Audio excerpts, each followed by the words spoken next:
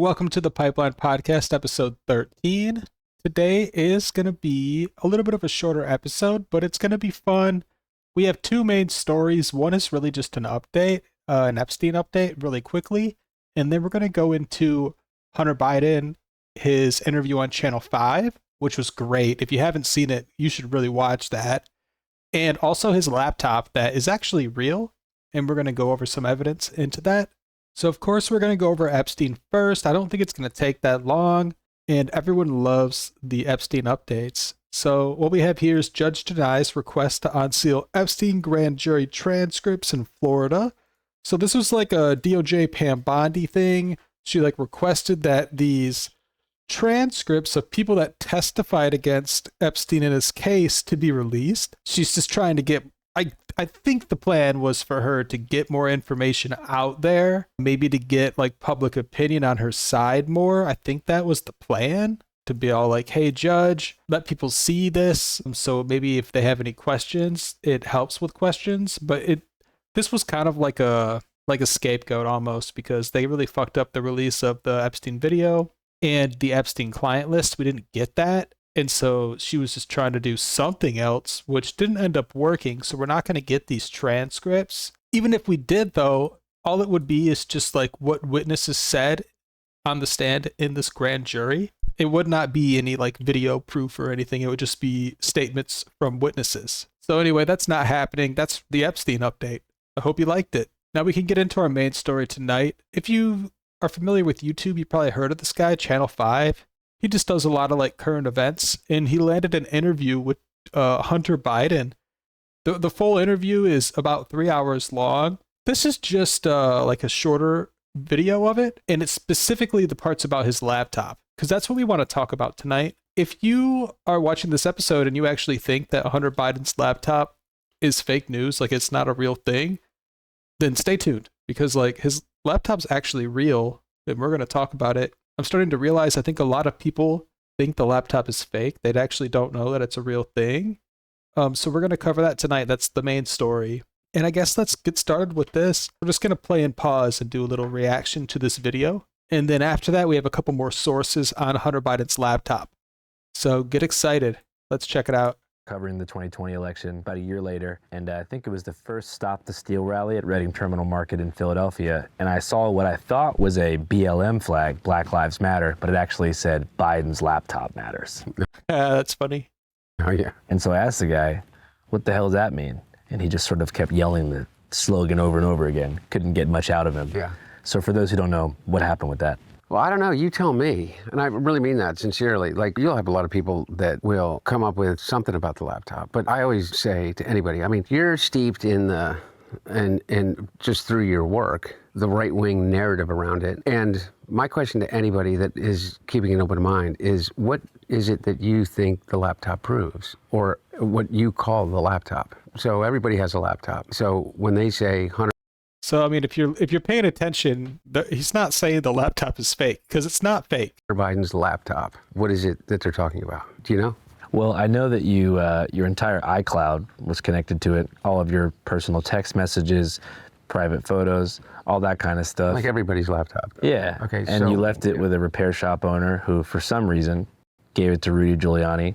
Not exactly sure how that's legal. He distributed it to the press, particularly I think the New York Post was involved in the spearheading of this mass dissemination of your private materials. From what it seemed like, it was a lot of private text between you and your friends, family. Your entire sort of private life was on there. Yeah.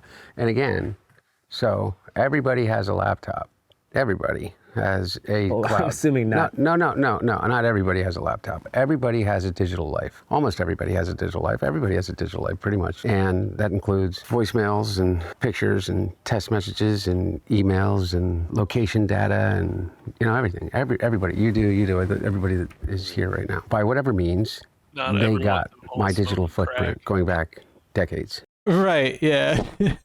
That's facts. If you still think the laptop is fake, it's not. He's pretty much admitting right here, it's real. He's talking about it. And yeah, he did have some crazy stuff on that laptop. Over 20 years. Again, I ask anybody, you're steeped in this, and this isn't a challenging question, but it kind of makes my point. What does my laptop prove? about criminality or anything other than what I had already readily admitted to, completely transparent about, is my drug addiction. Well, I'm trying to remember specifically And some hookers too, I'm pretty sure. what the most radical conspiracies that I heard. I think that a lot of people are concerned or curious about various international business dealings. So I served on the board of well over a dozen different entities. So like, how is this guy serving on the board of any legitimate company? Like, come on. And he's like admitted that he is like a crack addict. Just for him to get those positions is like, at the very least, nepotism, but most likely corruption or like bribery. More than that, including major global organizations. I was the vice chairman of the board of National Passenger Rail Corporation, which is otherwise known as Amtrak. It's the largest passenger rail company in the world, which is more than just And we all know Amtrak sucks, right? Like, trains in the US suck, right? So he probably didn't do much there. Jesuit Volunteer Corps Northwest. I was on the board. I mean, I keep going down the list of board memberships that I had. And a year and a half before my dad. All these positions, like, don't think he's a great guy. All these positions are just like no-show jobs that he had that he basically got handed to him. And they're all like very high paying. By the House Oversight Committee, the House Ways and Means Committee, the House Judiciary Committee, the Senate Judiciary Committee, the Senate Oversight Committee, and I have been investigated by Maine Justice, the U.S. Attorney in Pittsburgh, the U.S. Attorney in Philadelphia, the U.S. Attorney in District of Columbia, the U.S. Attorney in Los Angeles, the U.S. Attorney of Delaware, the Special Counsel's Office. Not one single person has ever accused me of a crime based upon anything that was in or discovered as it relates to my laptop. Not one. Not a single thing about my laptop. So this whole idea that there was some conspiracy to cover up the laptop, they uncovered 20 years unvarnished of every single communication that I've ever had over a phone or by text or over email or computer in any digital way. There's not one communication that you can even remotely say is evidence of a crime. Not one.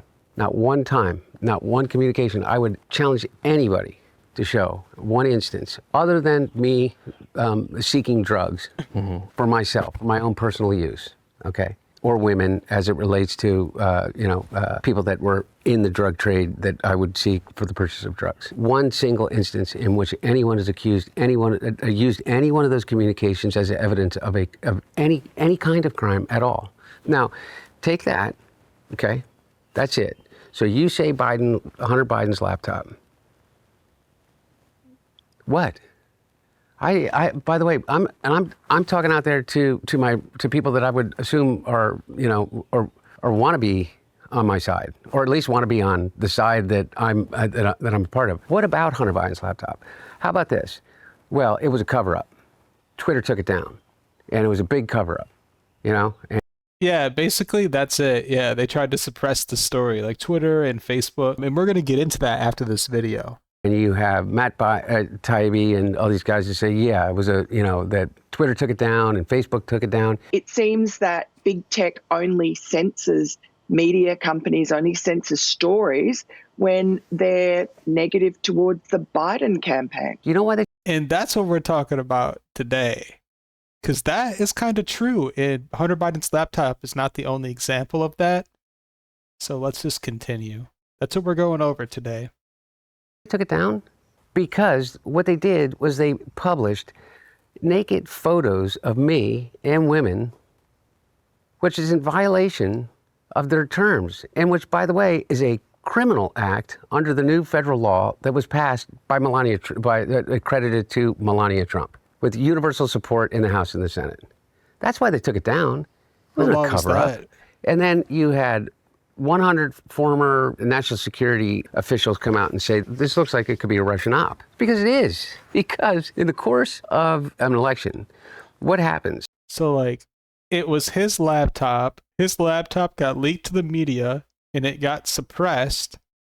And he's trying to say that's a Russian op? That doesn't make any sense. You have Rudy Giuliani in conjunction with Steve Bannon, in conjunction with Miles Gow, who's in jail, who is, I don't know how many ever counts of fraud and bribery, and is a Chinese national, was working directly with Steve Bannon, and a number of others, including Bernie Kerik, who, God rest his soul, is dead, that basically came out and said, we have Hunter Biden's laptop. And the big reveal about Hunter Biden's laptop was that I was a crack addict. But, unfortunately. Yeah, exactly. And it just kind of proves the whole like nepotism thing. Like he doesn't really deserve any of these jobs that he got. It's just every company that wants some kind of US government pull wants him on this board, especially Biden's president, or even Obama when Biden was vice president, or just a senator, at any time. That's why it's a big deal that Facebook and Twitter suppressed this laptop story at the request of the US government. We're going to get into that a little bit later. For them, I had already admitted that I was a crack addict in the pages of the New Yorker, and did a 13,000 word article with Adam Entos, in which I told everything about myself and my own struggles. And they just simply conflated the two. They said, well, Joe Biden fired the prosecutor in Ukraine to benefit his son. Completely debunked. The person that said that I took a bribe for that happens to be a guy named Shokin, who is in prison for. In my opinion, every time he takes a salary from any of these boards he gets put on, that's basically a bribe. For lying to the FBI on a form FD 1023. In prison. Like what does he have he doesn't have any qualifications to be on any Ukraine like corporate board at all. He's not Ukrainian. They just want him because of his political ties. So to like even pay him a salary to be on the board, when I'm sure you didn't have to really do much, is a bribe in of itself.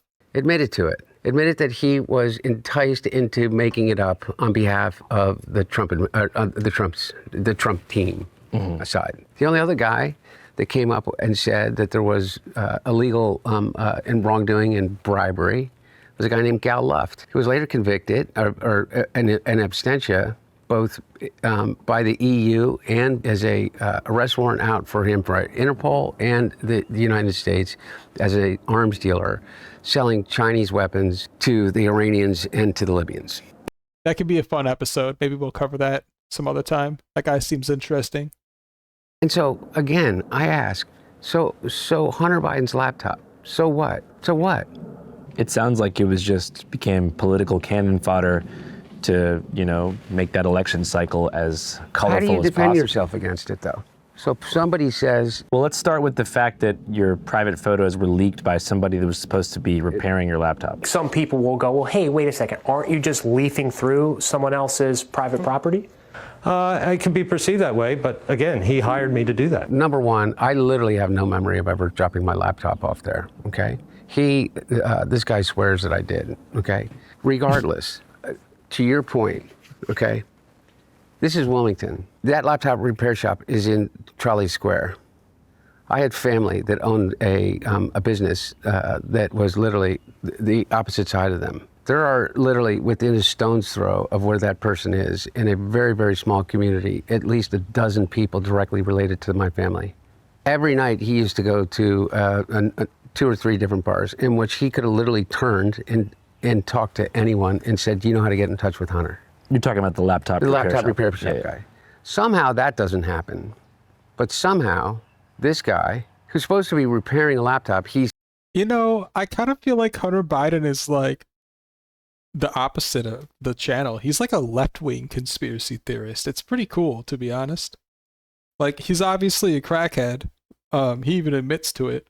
But some of his conspiracies are like, they're like left-wing conspiracies. It's kind of fun. Decides what he's going to do is he's going to review the material, and what he sees is he thinks is evidence of a crime. McIsaac says he also found documents that show payments made to Hunter Biden from a Ukrainian energy company that have become the center of a political firestorm. More emails from Hunter Biden's laptop keep surfacing. I want to know where Hunter Biden's laptop is. Let's get the truth. What's in this laptop? Now, again, the evidence he thinks is of a crime is my drug use. He thinks it's embarrassing. And all of a sudden, who ends up with my laptop? So I do believe that smoking crack is actually technically a crime. The one person in that moment in time that had more to gain than anyone else. I got the hard drive legally, completely legally. Why are they worried about how I got it? Why don't they just say it's untrue? So we do got to say Giuliani is one of those people that you can't trust. He could be lying right here. I do have to point that out. Rudy Giuliani and his lawyer on behalf of Donald Trump. How is that possible? Is that just happen to happen? You think that somebody that knows you may have been paid off to orchestrate some kind of data leak? I don't know. And at this point, it's like, who cares? So then I get in an argument about, like, okay, well, who took the laptop? How did the laptop disseminate it? Was there really a laptop? Because there really isn't, by the way. Here's another anomaly of this. There really isn't a laptop. There's a hard drive. And then there's an amalgamation of a hard drive. There's an original hard drive that he says he has, and he... So I think he's trying to argue here that there might not even be a laptop. Don't get it twisted. Argues with everybody else who says that there are like 400 gigabytes more that were added onto that from the dark web. You never got a laptop before you wrote that story, did you? That's correct. You got a hard drive. Hard drive. And you received that hard drive from Rudy Giuliani, right? Yep. Who had been openly associating with an agent of Russian intelligence in the months leading up to your story. You agree with that, right? I guess. So you think the repair shop story is made up? I don't know, but all I know is that That's a really good left-wing conspiracy theory that, like, some hacker maybe hacked all of Hunter Biden's stuff, put it all in a hard drive and shipped it to like a media company. I think that's what he's trying to say here. It is hard to follow.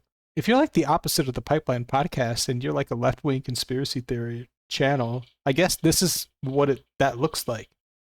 Crackhead Biden saying, I don't even know what he's saying because he already said the laptop's real. So now he's saying like that whole story's made up. That maybe the laptop's not real. It's just a hard drive of like photos of him that someone got somehow, right? That Rudy Giuliani paid someone to steal. I don't know what he's trying to say. If you can add more context, leave a comment, because this is stuff I'm not familiar with, but I love conspiracies. Whatever this amalgamation of stuff came from a whole host of different sources. Yeah. Because you can look at it now and the stuff that like who thinks this is right? Who thinks it's right that every picture that you've ever taken? Yeah, let's go back to that one. Who thinks this is right? Who thinks it's right that every picture... My man! That's what a Ukrainian corporate board member looks like right there. Yeah, he sets a really good example for the Democratic Party. That's really good.